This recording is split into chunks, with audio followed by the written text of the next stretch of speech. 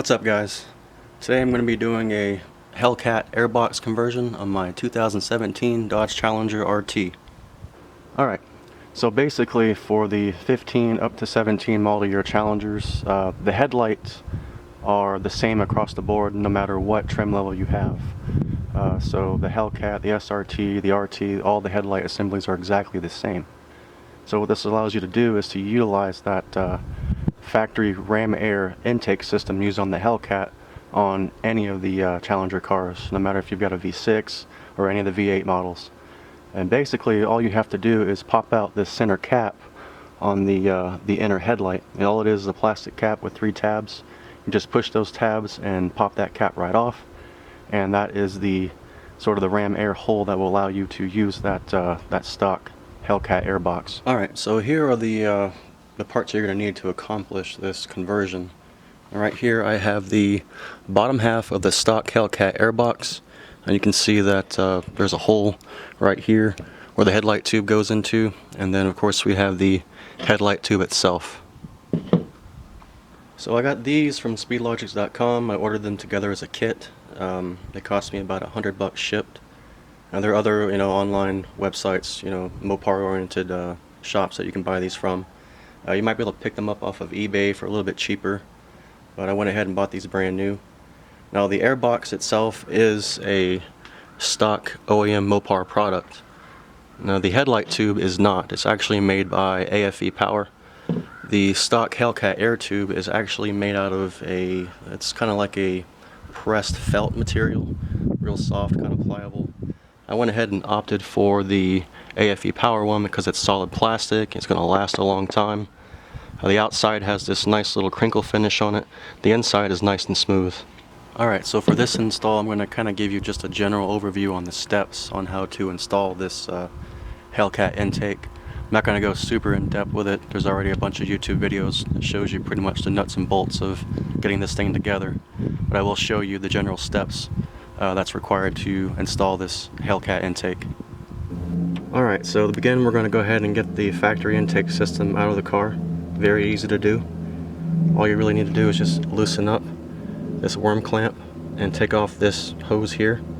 There's another hose right here in the back. You want to go ahead and slide that off. And then there's one 5/16 bolt. You're going to take that out, and then you'll be able to remove the entire airbox as one piece. Alright, so our factory intake is out of the car. What we're going to go ahead and do next is remove the top. And there's just 3 5/16 bolts holding it together. One here, and then one here. That will allow you to separate the top and bottom. Alright, so now we have our factory airbox separated from the top over there. And now that we have this off, you can kind of see some differences between the OEM RT airbox and the one from the Hellcat. Now, the first thing you'll notice is that the sidewalls in here kind of protrude quite a far bit into the airbox itself, whereas on the Hellcat one they're more recessed. So it seems like this has a bigger volume for air to pass through. Also, the walls on the Hellcat version seem to be a bit smoother as well. And of course we have the hole for the headlight tube right here. So next I'm going to go ahead and pop on this headlight tube onto the Hellcat lower airbox. Really simple to do. The opening where the tube goes is notched right here, and the tube itself is keyed right there. So alignment's super easy. You won't have to worry about installing upside down or anything like that. Alright, so our headlight tube is installed into the Hellcat lower airbox, and the next thing we're going to do is go ahead and reinstall our filter, and then put the upper half of the air intake box back onto the Hellcat lower.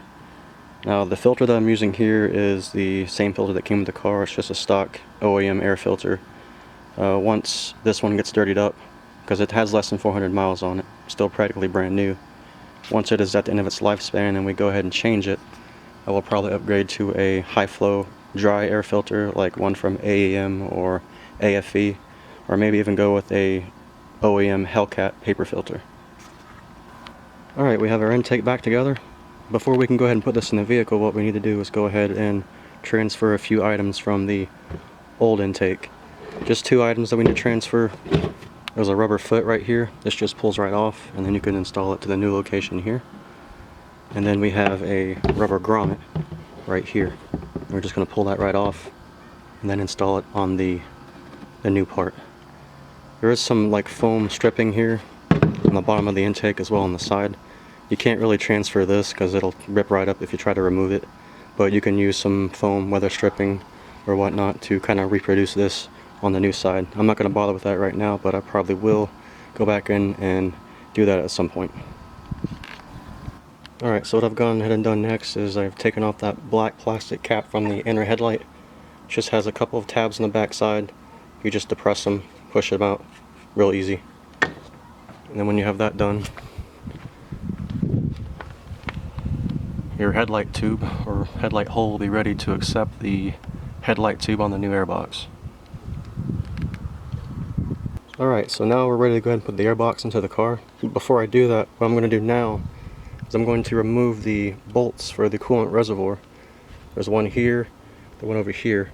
I'm not removing the reservoir from the car, I'm just removing these bolts so I can move it around.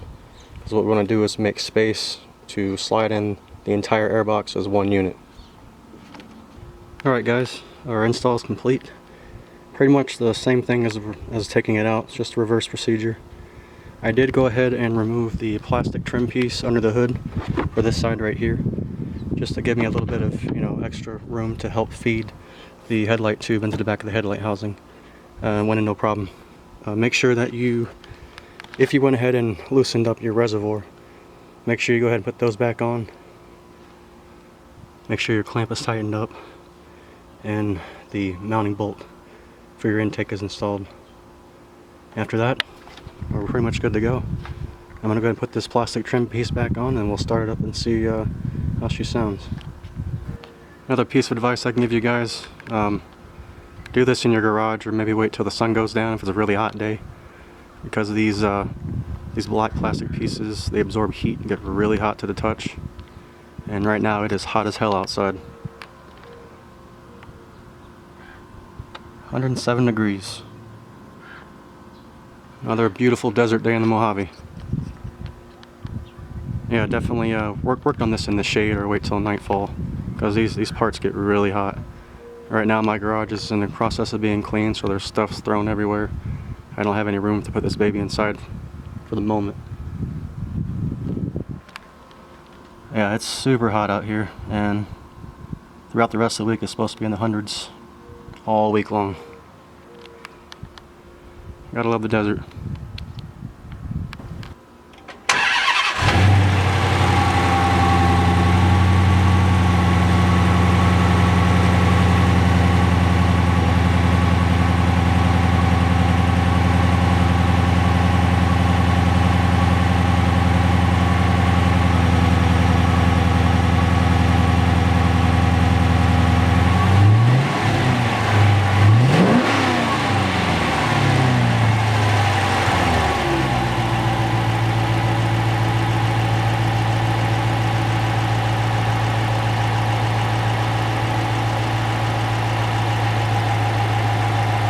Alright guys, well we are all done with the install. I went ahead and started it up, make sure everything was good. No check engine lights, no warning lights. Everything runs good, sounds good, so that is pretty much it for this install video. Now, as far as performance gain goes with this intake, Dodge advertises a increase of around 7 to 9 horsepower. I doubt you'll even see that much. But it's a good, foundation, a good supporting mod to have, especially if you're planning on, doing mods to your car later on down the road. Plus, it's a very cost-effective alternative to a traditional cold air intake. Like I said, $100 shipped for this unit. A really good air intake may cost you anywhere between, $250 to $400 or $500. And this is using, for the most part, Mopar OEM parts, so that's always a good thing. And of course it gives it a nice stealth look. If you're looking under the hood, you can't really tell that there's been any changes done. The only thing that's going to give that away is if you happen to spot the opening to the headlight. That's pretty much the only thing that's going to tell you, or tell anyone that you've got a Hellcat intake under the hood. Alright, so that's pretty much it. There will be more videos coming soon. I'm going to do an install video for the stow and show bracket that's on my car at the moment. That's from Big Mite's Performance.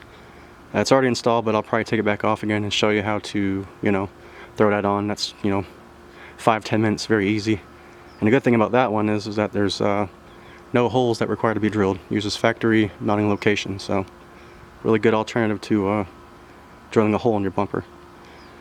Then eventually I'll also be doing a actual walk around video, introduction to the car. If you guys have any feedback, you know, please let me know what I can do differently, what you guys would like to see. Normally on my other channel I do astronomy related stuff, so you know, making car videos is kind of a brand new thing for me.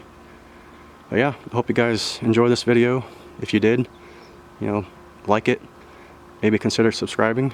If you didn't like it, tell me why you didn't like it, and I'll see if I can make some changes in the future. So that's pretty much it for this video, guys. Hope you guys have a good day, and we'll see you on the next video.